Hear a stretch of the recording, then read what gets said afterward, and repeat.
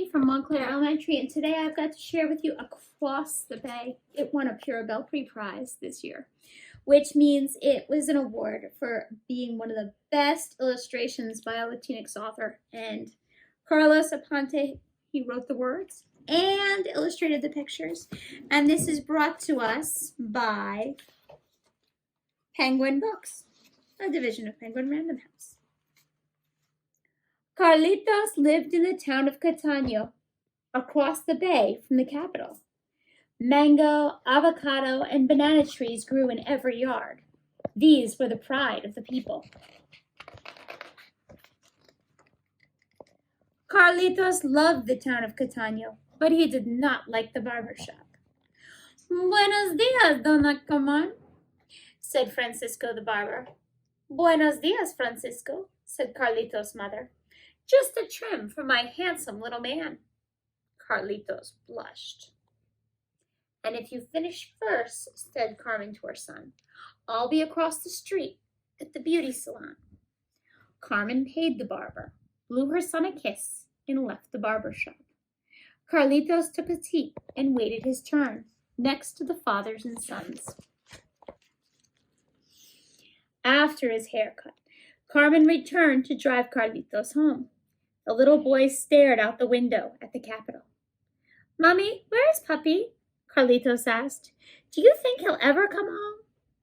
"Carlitos, your father is across the bay," said Carmen. "Sometimes things don't work out.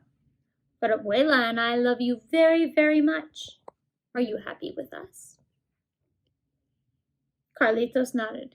He was happy, but he always wondered about his father. "Why don't we go to the beach tomorrow?" said Carmen. "Imagine the fun we'll have." At home, Carlitos opened a small wooden box that he kept in his dresser. Under a pile of cards and comics, he found an old photo of his father. "I'll come and find you, Puppy," the little boy said, tucking the photo in his pocket. Next, he grabbed some money Abuela had slipped under his pillow. He tiptoed quietly out the front door and straight to the ferry terminal. Carlitos bought a ticket and sat by the window. So far, so good, he thought. On the boat ride, the boy heard whoosh and splash as the ferry cut through the waves. The ancient city of Old San Juan grew bigger and bigger. The trip was short, but it felt like a long voyage. When he entered the city, it looked like a maze. On a sunny corner, Carlitos approached the Piraguera, shaving ice treats. "Excuse me," said the boy. "Do you know this man?" He showed the ice vendor the photo. "No," said the vendor, "but there is a woman named Cassandra who feeds stray cats by the cathedral. She's lived very long and seen many faces. Perhaps she can help you find him." In a park by the cathedral, cats lounged in the shade. Some napped behind trees. "I'm looking for someone," Carlitos told the woman named Cassandra. "Do you know this man?" Said Cassandra. She looked at the photo. "I know more cats than people these days. San Juan may seem small, but it's a big place. You might have to travel the whole city." And so we did.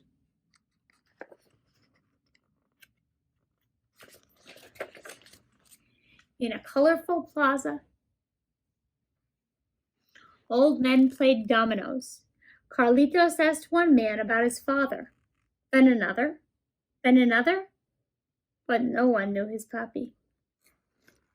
On San Sebastian Street, people wore colorful costumes and sang and danced to the rhythm of guitars. "Que bonita bandera es la bandera Puerto Ricana."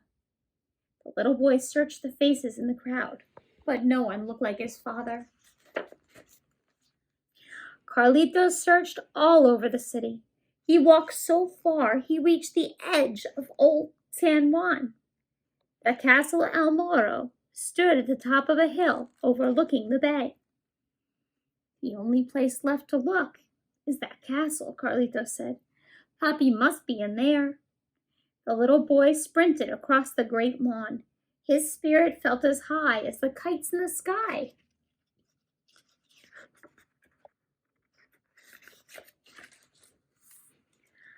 Carlitos arrived at the steps of the castle. Do you know my father? He asked the park ranger. Maybe, said the ranger. What does he look like? The little boy reached for the photo in his pocket. Oh, no, said Carlitos. His eyes filled with tears. Somehow the photo was gone.